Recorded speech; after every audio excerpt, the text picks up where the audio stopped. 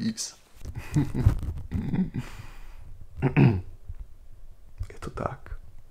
Prečo je alkohol a tabak reprezentovaný takmer vo všetkých reláciách a filmoch? Je to súčasť kultúry a každý má na výber. Nikoho nikto nenúti, aby chlastal a fajčil. Ako hovoria moderátori správ po celom svete a na rôznych kanáloch a opakujú ten istý scenár do písmena? No pretože koho chleba jíš, toho píseň spívej a kto asi vlastní nejaký väčšinový podiel dajakých mediálnych spoločností a asi si môže rozkazovať, čo sa má odvysielať v hlavných správach na verejnoprávnej televízii. Ak sme pokročilejší a informovaní ako kedykoľvek predtým, prečo máme najvyššiu mieru obezity, rakoviny a srdcových problémov, nehovoriac o depresii, je to smutné, ale môže za to kapitalizmus a demokracia. Takže rob, čo chceš, čo môžeš, každému to je jedno. Pravda ťa oslobodí, kámo.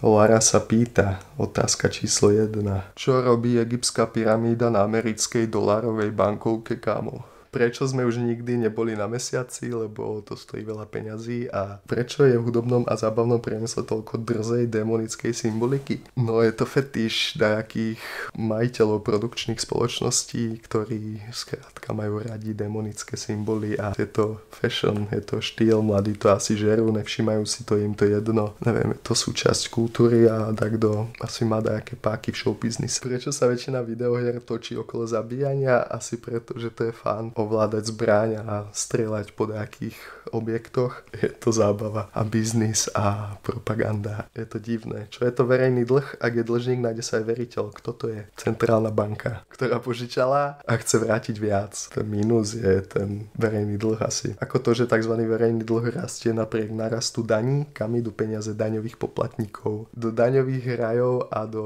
korporátov, ktoré majú sídla mimo Slovenskú republiku, takže ten ťažko vydretý kapitál odchádza, odlieta každý mesiac, neviem kam, do Číny, do Ruska, do Ameriky a do Švajčiarska.